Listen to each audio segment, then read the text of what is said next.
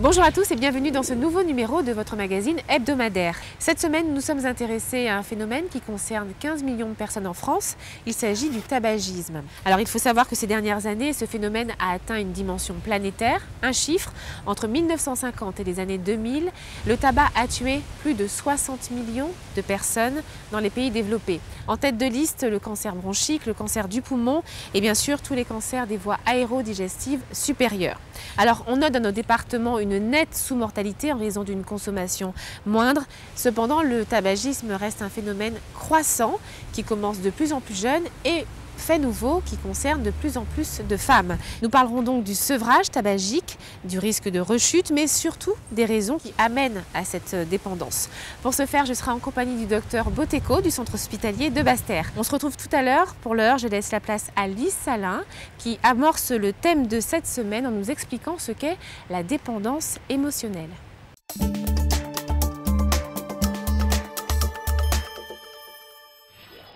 L'addiction, c'est une dépendance physique par rapport à un produit ou un comportement et une dépendance psychologique qui est très douloureuse pour la personne qui vit cette addiction. Alors, on connaît l'addiction à l'alcool, au tabac, aux drogues, mais aujourd'hui, il y a vraiment de nouvelles addictions, telles que l'addiction au travail, l'addiction au sexe, l'addiction également alimentaire. Chez les jeunes, c'est l'addiction au risque. Et puis, on trouve aussi des addictions compulsives, c'est-à-dire acheter beaucoup de choses alors qu'on n'a pas les moyens. Donc, tous ces comportements addictifs vont avoir des conséquences. Donc, c'est vraiment un problème de santé publique majeur, puisque ça va avoir des conséquences dans des dommages sanitaires importants, des conséquences de décompensation sur le plan psychique, sur le plan psychologique, de la souffrance au niveau familial, de la désinsertion. Les jeunes, ils vont se désinsérer ou alors ils vont prendre des risques, l'addiction au risque, au point d'avoir des morts prématurées. Et donc, il y a vraiment un dispositif de soins qui a été mis en place, c'est ce qu'on appelle les unités d'addictologie, pour accompagner les personnes à se déconditionner par rapport à ce problème, puisqu'ils n'arrivent pas à maîtriser au niveau des consommations, au niveau du comportement. Donc si autour de vous, vous avez quelqu'un qui souffre d'une addiction quelconque, les modernes comme les anciennes, n'hésitez pas. Faites appel vraiment aux soins au niveau de l'addictologie. Et bien sûr, prenez soin de vous.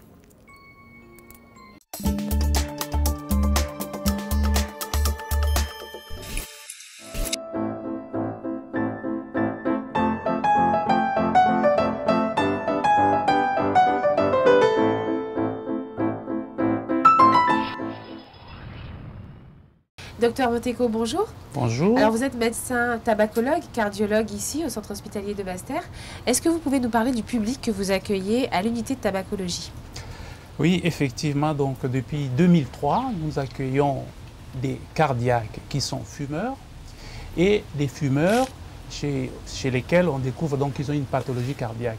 Mais bon, on accueille aussi des fumeurs tout venant pour des raisons de prévention. Il y a des fumeurs qui viennent vous voir spontanément, qui ont décidé d'arrêter le tabac et qui viennent ici trouver une aide? Alors, notre unité s'appelle l'unité de coordination de tabacologie. Oui. Nous faisons partie du réseau des addictions de la Guadeloupe. C'est un service qui fait partie intégrante du service de cardiologie. Donc, nous accueillons toutes sortes de fumeurs qui veulent s'en sortir. Alors, nous savons tous que fumer est une très mauvaise habitude, dangereuse pour sa santé et pour celle de son entourage. Alors, en tant que spécialiste, est-ce que vous pouvez nous aider à comprendre les raisons qui mènent malgré cela au tabac? Le tabac, c'est une espèce d'addiction. C'est en fait, comme dit le professeur Thomas, c'est une drogue, entre parenthèses, tolérée. Donc, c'est une addiction, mais qui a son revers de médaille. Alors justement, dans cette prise en charge globale ici au CHBT, est-ce que vous proposez une aide psychologique pour aider le fumeur à comprendre les raisons de son addiction, de façon à la quitter?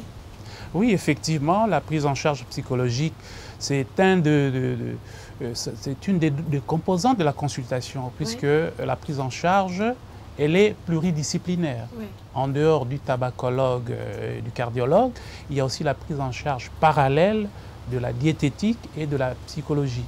Donc il faut accompagner les gens pour qu'ils modifient le comportement. Donc la psychologie occupe une place très importante dans cette prise en charge du sévrage tabacologique. parlons de la rechute maintenant. Y a-t-il forcément rechute? Est-ce que vous en parlez aux patients lors de sa prise en charge? Je pense que la rechute, dans certaines situations, est pratiquement incontournable. Et il faut déjà, dès la première consultation, annoncer aux patients qu'il y a risque de rechute. Donc, pour qu'ils prennent conscience du problème. Et on va dans le sens où, quand ils rechutent, ce n'est pas le moment justement d'abandonner. Au contraire, c'est une rechute, c'est quelque chose de normal chez un fumeur. Et à ce moment-là, pour éviter ce genre de situation, on leur demande un suivi assez rapproché. Et vous avez de bons résultats? Oui, effectivement, on a de bons résultats. Vous savez, à titre d'anecdote, je peux vous dire que j'ai eu des malades qui sont venus tout simplement pour écouter un mot, une parole, avant de laisser tomber la cigarette. Donc, il y a des malades qui viennent par curiosité et il y a des patients qui viennent pour des buts bien précis et il y a des cas authentiques, authentifiés, d'arrêt définitif de cigarette après un suivi moyen ou long terme. Alors justement, je vous propose de suivre le témoignage de la semaine. Il s'agit d'un patient que vous avez suivi, docteur François Fauchil. Il a fait un infarctus il y a quelque temps. Donc après de graves problèmes de santé, il a dû arrêter le tabac. Et il nous dit à quel point cette thérapie a très bien fonctionné dans son cas.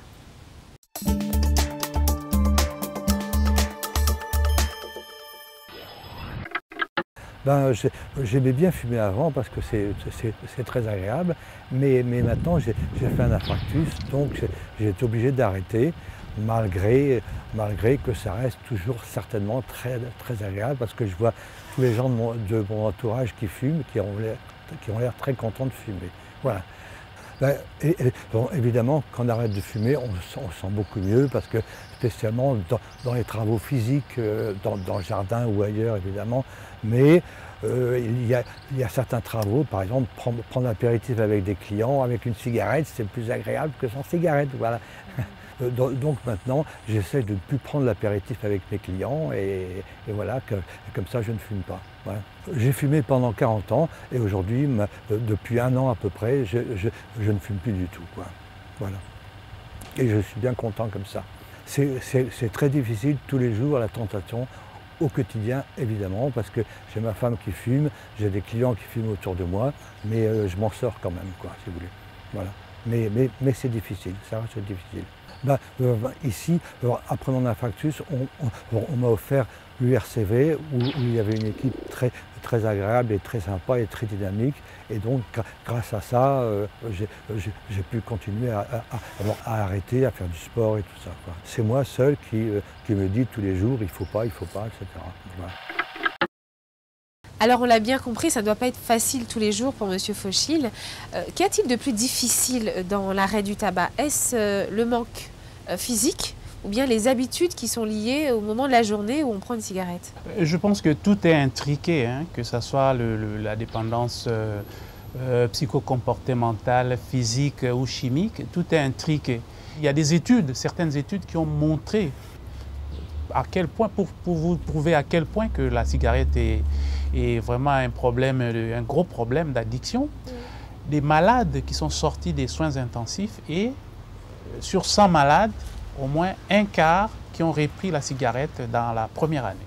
Mais oui, parce qu'en fait, ça va directement au cerveau, c'est ce que vous expliquez, le mécanisme. Donc, voilà, exactement, parce que le système nerveux central, la nicotine, qui est le produit essentiel, entraîne donc une dépendance très forte. Mais ça, c'est la nicotine qu'on connaît, mais on ne sait pas exactement. Les études ont prouvé qu'il y a plus de 4000 substances dans la cigarette. Mais est-ce que c'est vrai? Il y a peut-être d'autres produits parce que ce sont des secrets de fabrication, d'industrie, et qu'il est difficile de savoir exactement la composition de la cigarette. On connaît des choses, mais on ne sait pas tout. Sûr. Pour finir, docteur, un mot sur le tabagisme chez les très jeunes. Est-ce qu'on note ici dans nos départements une addiction au tabac plus précoce?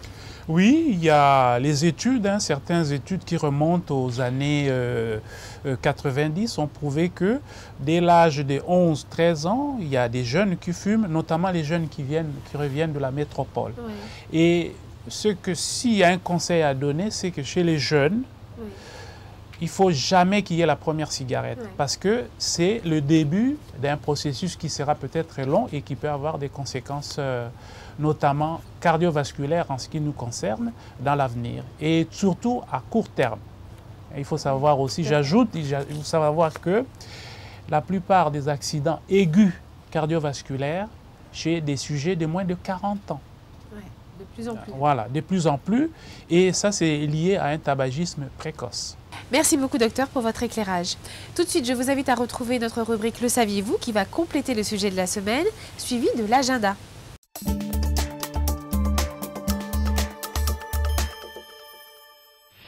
Le saviez-vous? On constate une augmentation du tabac chez la femme enceinte ces dernières années. Fumer pendant sa grossesse entraîne une accélération des battements du cœur du bébé. L'usage du tabac nuit également à sa croissance.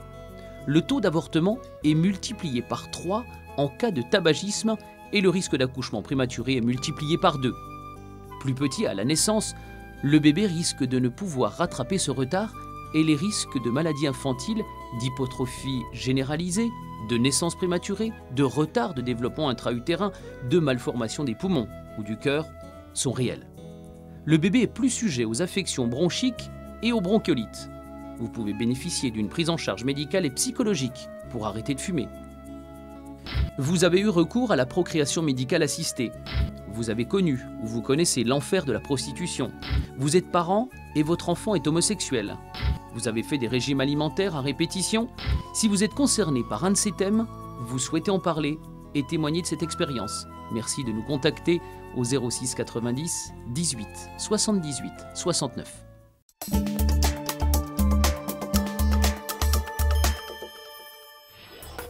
Du 7 au 13 mars, c'est la semaine européenne de lutte contre l'endométriose. Le 10 mars, c'est la journée mondiale du rein. Protéger ses reins, c'est sauver son cœur. Le 11 mars, c'est la première journée régionale des 10, organisée par l'association Allo 10 Antilles-Guyane, une journée d'échange entre parents, professionnels de l'enseignement et de la santé, adultes et enfants sur les troubles 10, dyslexie, dysphasie et dyspraxie. Du 12 au 18 mars, c'est la semaine d'information sur la santé mentale.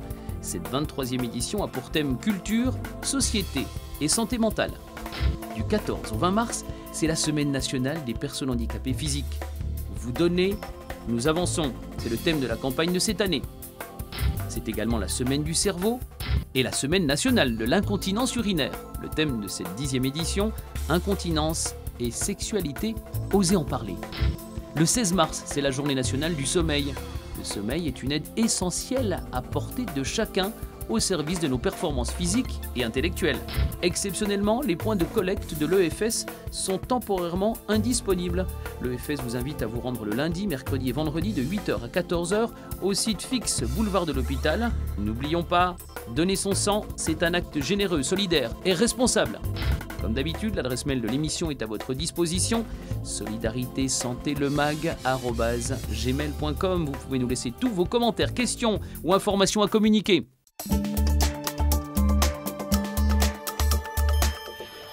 Voilà, Solidarité Santé Le Mag touche à sa fin. Merci de nous avoir suivis. Très bonne semaine à vous et surtout, prenez bien soin de vous. À bientôt.